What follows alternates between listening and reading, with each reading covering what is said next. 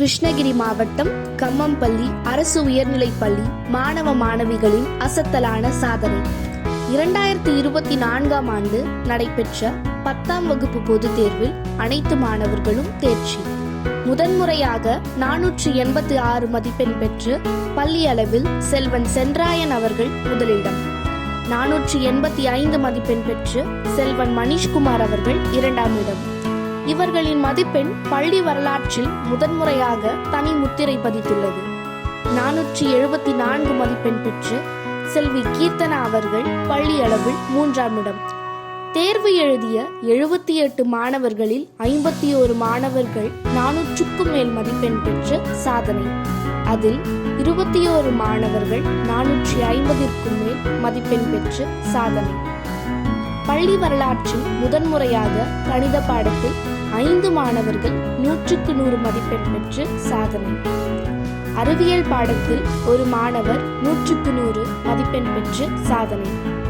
சமூக அறிவியல் பாடத்தில் 2 மாணவர்கள் 100க்கு 100 மதிப்பெண் பெற்று சாதனை. ஆசிரியர்களின் அயராத உழைப்பிற்கு கிடைத்த மகுடம் இது. தமிழ் வழி மற்றும் ஆங்கில வழியில் போதித்த அனைத்து ஆசிரியர்களின் அர்ப்பணிப்பு குணத்திற்கு கிடைத்த அங்கீகாரம்.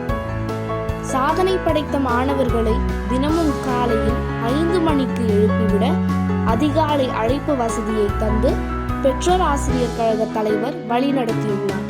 பள்ளி நிர்வாகத்தில் பக்கபலமாக அலுவலக பணியாளர்கள், சத்துணவு ஊழியர்கள் என அனைவரும் மாணவர்களின் நலனில் தியாகம் செய்துள்ளனர்.